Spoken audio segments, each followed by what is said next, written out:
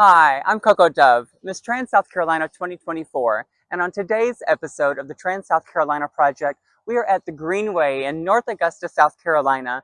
We're meeting somebody today who shares my DNA. Yeah, you heard that right. It's my little brother Beck.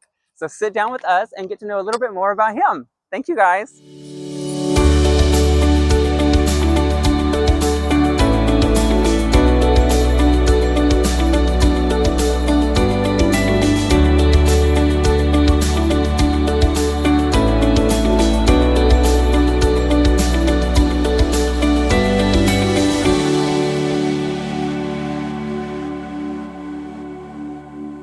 Hello, everybody. Thank you for tuning in to this week's episode of the Trans South Carolina Project.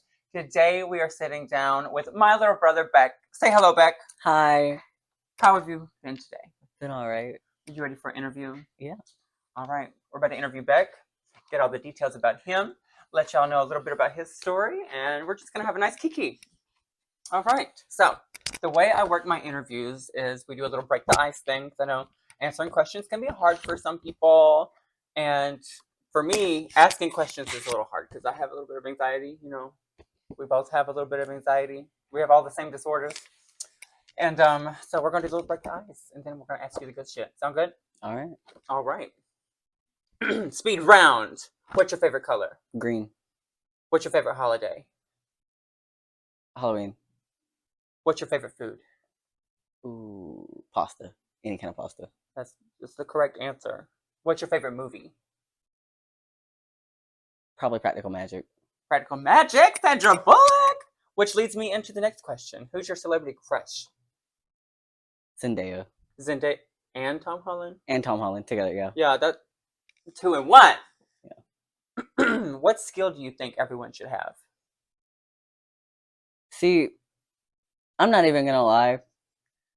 The first answer that I thought of when I watched the first episode of this was compassion, and then the person who you interviewed said compassion. Compassion. Yeah, we really are lacking it. We need more compassion. Last question. What is your idea of fun?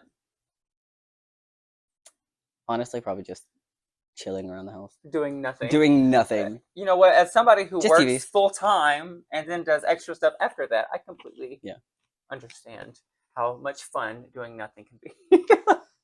So, are you ready to get into the good, juicy questions? Yeah. All right. Let's do this. And also, you guys, I do apologize if you hear me grunt like a man. I'm getting over a sinus infection, and I'm a little... So, bear with us. All right, Beck. Tell us about yourself.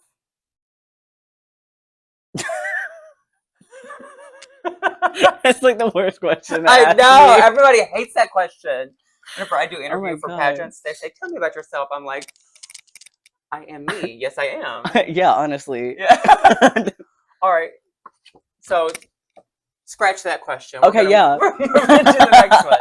So, as we all know, this series is about telling trans stories, because in the Carolinas, trans stories and trans voices are being erased. Mm-hmm. So we're going to focus a little bit on the trans stuff, if you're okay with that. Oh, yeah. Sounds good. So when did you know you were trans? I would say probably about 9 years old. Okay. Tell us about that. So I noticed that I wasn't really into more of the female stuff, like Barbie dolls and stuff like that. Like, I had them, but I was more drawn towards going out in the woods and roughhousing and like, just more of the masculine things, which always got played off as tomboy. Yeah. Whoops. So when did you?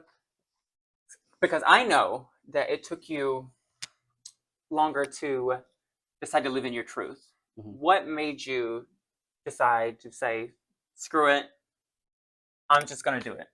I'm gonna start living as me"? Honestly, a lot of it was I was ready, but it was a waiting game to see, like, I knew that in the place that I was in, I wasn't going to be able to medically transition or do anything like that. For sure. So I waited until I was off on my own. Yeah. And where I had kind of more helping hands to get me into the process and more financial stability. So, yeah. Which is a really good topic to start on with everything that's going on in the Carolinas and specifically North Augusta. You know, the one of the main senators that is supporting the bill that is going to hurt a lot of trans people from receiving psychological care, medical care, and stuff like that. They're from this city. Yeah. So, how does it make you feel that one of our adversaries at the moment is in your hometown? It sucks because they always talk about how they care about what the people feel, Yeah. but then they don't actually listen. Yeah. Like, we've been here for forever, Yeah. and we've been vocal about how we feel, Mm-hmm. but they don't care. Yeah. They only care if it fits what they want. Mm-hmm. So yeah, it does. It hurts. It sucks. Yeah. Well, it's going to get better slowly but surely. You know, we talk about this all the time. We're being optimistic as much Yeah. as we can be. So, when you started your transition, I know that you started in North Augusta. Mm-hmm. How was that for you? Because I know originally we're from Saluda, South Carolina, and we migrated to North Augusta. So tell us about starting a new life in a new city, essentially. I will say it felt better because growing up in Saluda, everyone knew me Mm-hmm. as, prior to me transitioning. Yeah. But when I moved here, it was like a fresh new start. All new Mm-hmm. faces, no one knew me. So I kind of got to live out my truth, like just that. There was no baggage from before the transition, so it was nice. And you started. I know you didn't medically start your transition But I until socially. you left high school, but you Mhm. started socially transitioning in high school. I was in 9th grade when I came Okay. out. That's a lot earlier than I thought you started. Mhm. See? Well, technically, I started in middle school. I Well, came yeah. out to like a handful of Yeah, you friends. came out to me, but Well, you I and didn't know like you had socially started yeah, I already. came out to you and a handful of friends at Mhm. school because they were trying to help me like make sure I was sure. Yeah. And then I think around 9th grade is when I started telling everybody. I was like, I can't not say Mhm. anything anymore. Did you have any like what's the word I'm looking for? Did you have any troubles socially transitioning? Because obviously the people in your class knew you as dead name before. Yeah, I'm sure you didn't associate with many people though, because you've always been kind of a loner. I have been. But I actually yeah. I had a good bit of friends. Hmm. Most of my friends though were already like in the queer Yeah. scene, so So they were more open they to they it. were more open to Okay. it. But I wasn't just out to them; I was out to everybody. Yeah. So obviously, growing up in a country school, and there was a lot of hate. Yeah. But How did you deflect that? honestly, not in the best way. What did you do? So my way of deflecting it was just to look at him and be like, "You're right." I think that is the best Well, way. then yeah. Because you come at me with what you think is an insult or what you think is a slur to us, and we're like, I I mean, we had know what we are. We're not mad about it. We're not ashamed. The only reason it would hurt your feelings is if you were yeah. ashamed. So I that's had showing pride. so many people come up to me and they would just yell the F slur at me or just call me queer, and I'm just like, correct. Yeah, what you want? What do you want me to do about it? I think But when you take power away from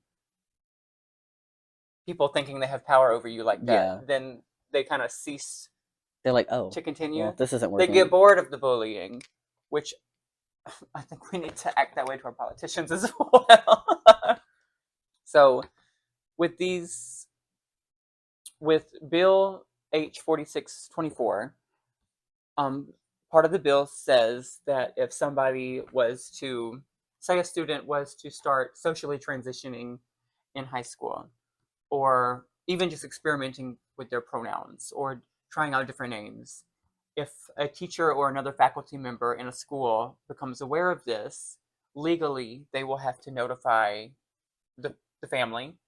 And if they support the student using pronouns that weren't assigned at birth or support the student using a different name, they could receive repercussions legally.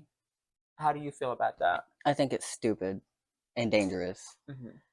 If, for instance, the house that I grew up in, if they were to have called our house and my grandpa picked up the phone and they told them what was going on, I would not have been going home to a safe place. So y'all are putting kids in even more risk of abuse or neglect just by doing that. I can confirm all of that because it kind of happened to me. Yeah. Essentially, I wasn't transitioning in a sense, but I was, you know what I when I got in drag. That's what I said in high school. On Hmm.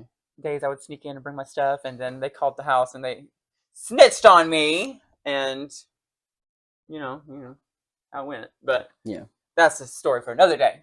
But when you were socially transitioning in school, did you feel like the school was your safe space?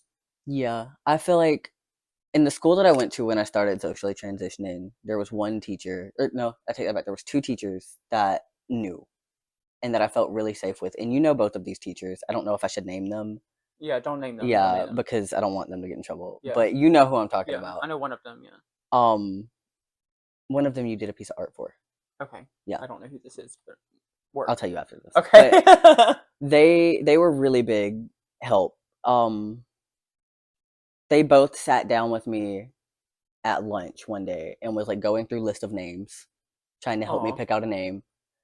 And a lot of them would actually ask me about you Okay. and like to see where you were at in your Oh. transition and to see if you were helping me with mine. Well, And that's sweet. yeah, so I feel like having teachers that not necessarily relates to what you're going to or through, but like understands that sometimes you just need an ear. Yeah, they're Sometimes you just willing to need someone to listen. talk to. Yeah, and I think that's where a lot of these politicians are misconstruing what's what being trans is, especially in young people. They're under the impression that the school system in particular is grooming children into becoming trans, which is the most laughable I thing I've ever heard in my Yeah, they're life. barely teaching sex education. I It was not required in high school Yeah, when I they went. are barely Yeah. teaching you about the human body at all Yeah, I anyway. didn't take sex education. It was not required in my It was school. required for us, but all we did was watch movies about They like just watch porn. I'm just gymnastics. kidding. Oh, that was Yeah. all we did. So I I can relate when school for me wasn't necessarily a safe space because I still felt like I was under attack at school from Yeah. several faculty and staff and other students. But it was still a place where I felt safe because I Hmm. had my little tribe, and I wasn't around the people you had to see 24/7 when you weren't Yeah. school. You weren't at school.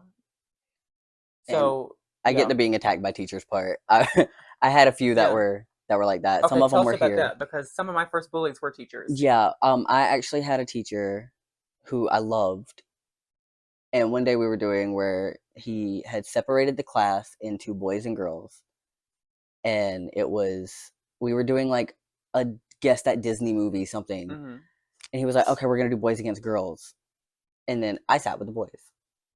I didn't care, and then halfway through the round, another kid went to like talk to him, and they called him Miss, and he looked at me and he was just like, "Unlike some people, I'm not confused about my gender." Another student said this? No, another teacher said that to me. Oh my God. Yeah.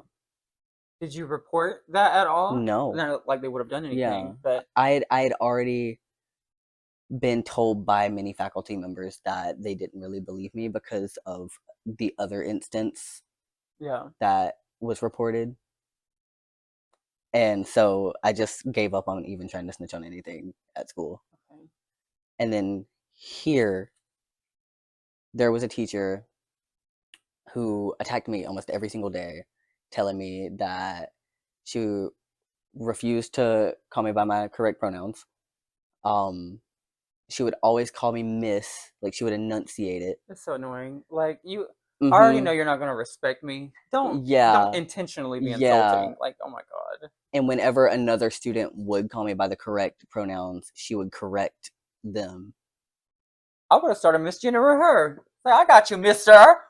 I got you, sir. No, I wouldn't have done that. But that just it makes me fiery. Yeah. Especially because I wasn't there to snap back. Because usually in a situation now, if we're out in public and something Yeah. happens, I like, just let it roll off my back. I yeah, ignore I it. mean, we got thick skin. You gotta have thick skin if you're gonna Yeah. live this life. But But at like such a young yeah, age that for most people, I would say for me, it didn't really do too much mental damage for me. Yeah. because we grew up with thick skin. But a lot of younger trans people don't have that luxury, and it does a lot of damage to Yeah. them. I do feel like we got really lucky in the family department. Yeah. I know we have ups and downs in our family, and there are Well, a couple yeah. people that have made us feel unsafe mentally and physically. Yeah. But when it comes to our direct family, you know, like mom and dad, it took a while for mom and daddy to get me and accept me, but they've gotten it. Mm-hmm. They're still working on me. And they're still working They're on still you. working on me. But it's okay. They'll get there. Yeah. So I know it's taken longer for mama and daddy to get a hold of your pronouns and your Yeah. new chosen name. Why do you think it's so difficult for them to grasp yours when they picked mine up within a year, essentially? So I think it's different reasonings for both of them. Yeah. Mama's pretty much got mine, but she messes up because she's scared that if she genders me correctly in front of grandma or papa, which is where I am, that they'll freak out and Yeah, I get start that. treating me incorrectly. I get that. And so she's like trying to keep me safe in a way. I get that. I mean, overprotective parent kind of thing. Yeah. But Now, Daddy, on the other hand, I think he's scared that this is all fake and that I'm just doing it to be like you because you Yeah. medically transitioned before me. Yeah. And you made it a stance to be like, you're going to call me this, you're going to respect me, or you're not going to be in my life. Even though they came out as trans before I did, I just did. medically started before. Yeah. Surprise. But We kind of transitioned together. We always had each other as a support group. support system, so it's kind of cool. My stylist is in the other room listening, making judging noises at us. Thank you, Okay. stylist Maxie. Keep it in. I don't know if the microphone picked it up or not, but if it did, I'm gonna keep it in because it's cute. But how do you feel about Daddy in particular? This feels weird calling him Daddy on camera. That's just what we call it. We grew up calling him Daddy. I say Daddy. With an E. With an E. We say it with an E. We're Southern. Yeah, I hope you don't. So how do you feel about Daddy taking time to accept you as a trans person? It stings because I lived at his house when I was at my lowest point. And I know he noticed because he had conversations with you about how depressed I was. And for him to still think that it's just a phase and that I'm not 100% sure. I will say, at his birthday party, he did call me Beck. Oh, I was so Once. out of it at the birthday party. I wanted to go home Well, so bad. he didn't say it at the birthday. He said it when we got back to his house because Yeah. I brought his cake to his Oh, house. okay. And he was talking to Austin, and he went, So little brother. and he went, Beck. And he looked at me. He was like, I'm sorry. It's going to take a minute. Oh, he's already had to lose one child, essentially. You know, Daddy wanted a all-American family. He wanted a football player's son. He wanted to send me to military school to get me strong one day. He wanted to put you in ballet class. You know how uncoordinated I am? We switched roles. And now he's got a diva and a Beck. And a Beck. I'm my own category.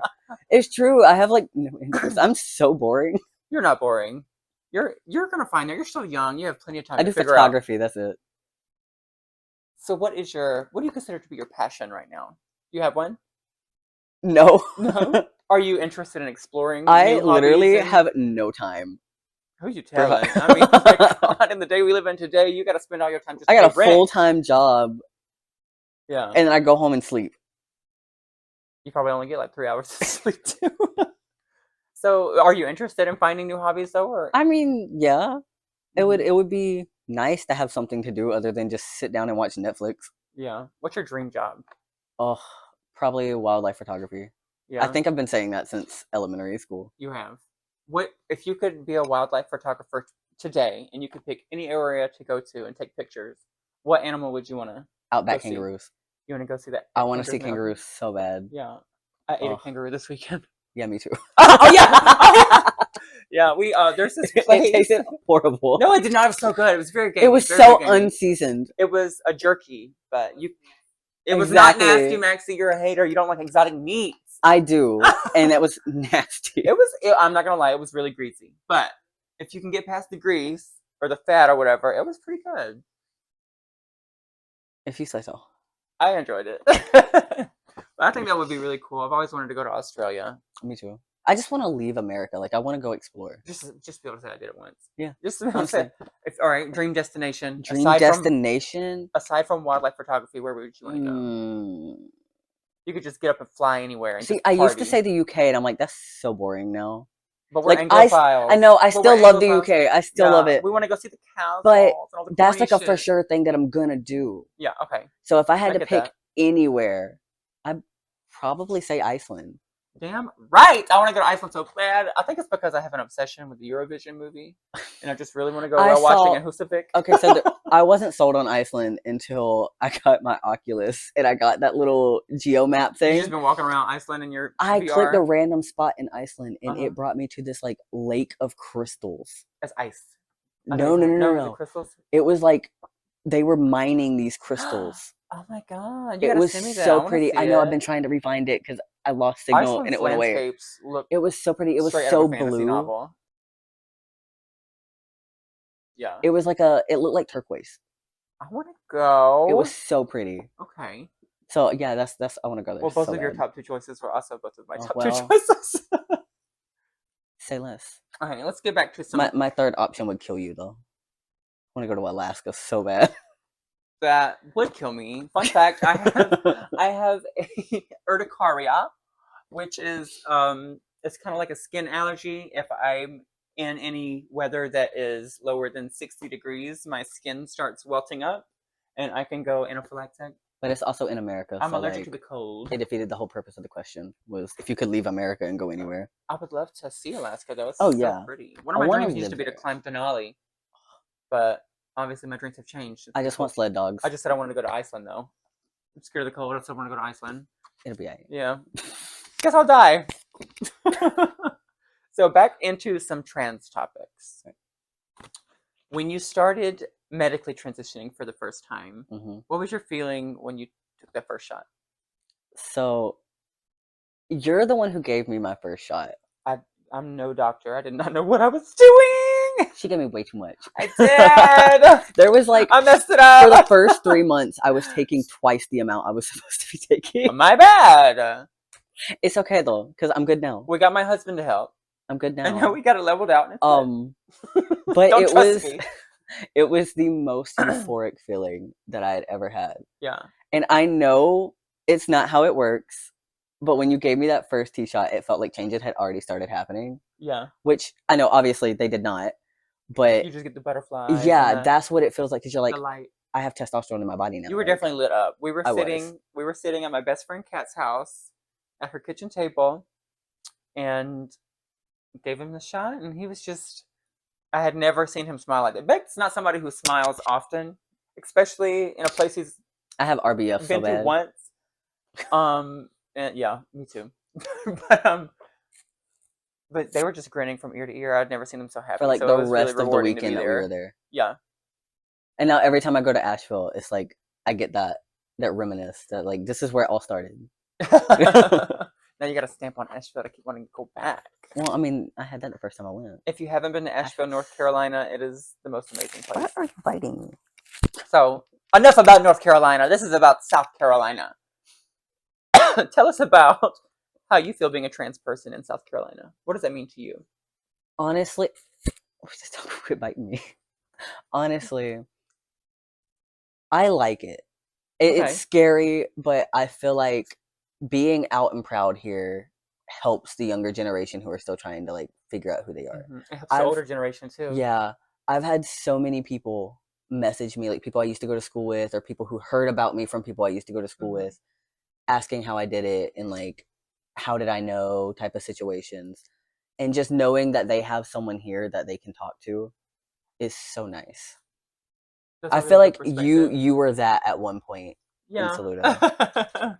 I mean, that's why representation is important. If you don't see yourself anywhere, it's going to be harder to feel comfortable, not just coming out, but leaving the house in general. So there are so many little trans babies that have come to me And I've given them the resources that they needed. I just had someone message me and was just like, I've got big news. Like, I just took my first estrogen shot yesterday. Like, thank you for helping me. And just knowing that I You helped get to be a somebody part with of that, somebody I'm else's like, journey. that's It's cool. so nice. Yeah. That's dope. It's not even funny. No, I just don't know what to ask now. I feel like I know everything Just about got you. so silent. I know everything. What do I ask? What do you want to talk about? Don't ask me. This is your interview. What is a topic you are passionate about speaking of? Oh, that was a cheeky way of getting me to figure out the questions for you. It's hard to ask him questions. It's my little brother. I feel like I know everything. Okay, you know me, but they don't. So what questions do you think they should need to know? Whatever. I know you knew you were trans when you were a lot younger than you are now. Obviously a lot younger.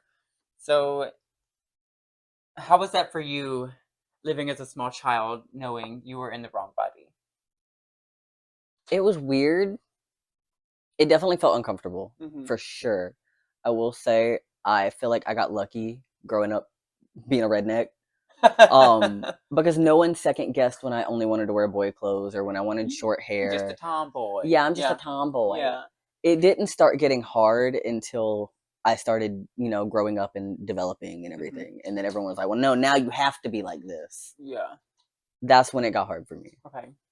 But growing up, it was pretty good. No one really questioned anything. I was getting called he and young man and sir every time we went into town. You're like, I was like, yeah, that's right. I fooled them. Until my cousin went, that's a girl. I know. Blow my cover. So now that you're coming into adulthood, how does it feel to be living your life as an adult trans man, independent? It's a mix between I fucking love this and I'm fucking horrified. Okay. So it's really nice to finally be comfortable in like the way that I am, the changes that are happening because of medically transitioning. I've never felt happier. Are you comfortable talking about what changes are getting you hyped? Yeah. Yeah, go ahead. Tell us about that. That's what people want to know. Got you. So obviously my voice has dropped tremendously. Oh yeah. And I know it's not the deepest, but if you heard my voice before testosterone, it was so high pitched. I've had the opposite effect on testosterone. A lot of people are like, you're gonna gain a lot of weight. It's gonna suck. Lost a lot of weight. You're gonna get acne. Your face is gonna get really oily. I used to have really bad cystic acne in high school. My acne has cleared up so much since starting testosterone. That could just be from less stress too. I'm not. It could be less stress. You're feeling because my face is oily as fuck. I'm glad I'm not monetizing this. It's my bad. It's whatever. Don't watch this, Grandma. My facial hair has been a really big one. It grew in quick. Too. It did. Well, probably because you were double dosing me. That was an accident. Okay, in your defense, I had already kind of had a mustache before starting testosterone. Yeah, all of the AFAB people in our family have PCOS. Yeah. So. You got lucky there. I did. However, for some reason, it does not affect this area, which is irritating. You might get there. It grows. Yeah. It just grows so patchy, so I keep shaving it. Just gotta be patient. It's called transition for a reason. It takes I know. And look, even that little bit of hair is like so nice. Okay. What else? Everybody's body's different, so it's so cool to me to think how everybody's body changes in different ways. My muscle mass has changed so much as well. Like how broad my shoulders are. How my body fat develops. My hip dips smoothed out so much since starting testosterone, which I know is probably one of the biggest triggers for a lot of trans people. It was so nice. It was so nice. So stupid. Work. Honestly, yeah. And a lot of my facial features have gotten more sharp. Yeah. And like my eyebrows are thicker. Look at that jawline coming in. Look at that. I have no jawline. I still don't. But it's okay because there's more of one than there was. Well, my face went cheek neck. I have excess jawline, so. Oh well, must be nice. Pretty good. My face was like cheek neck. Bob's Burger. Yeah, it was. It was so bad. And I'm the only one in the family that got that. Everyone else has thick ass jawlines. Yeah, I think so. Mm-hmm. Yeah. It's the only one who didn't get a jawline. So mad. Adopted. I'm just also the only short one. Well, our father is short, so Yeah, you just got that gene. Everybody else is giants. like my mom. Yeah. Had to have one hobbit in the group. Yeah, that was Daddy. So we're coming close to the end of the interview. I think we've got some good content here. Do you feel like you've answered a lot of? I feel like I answered to the best of my ability.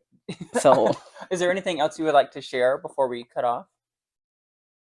Or anything you want the audience to know? Anybody watching? transitioning is not as scary as a lot of people make it out to be. A lot of people will talk about their transition horror stories, and there's not a lot of light talk about it. Even though there's a lot of bad things, like especially with trans men, like you get really hairy, or you get That's good like for some people. yeah, or you get like that teenage boy smell.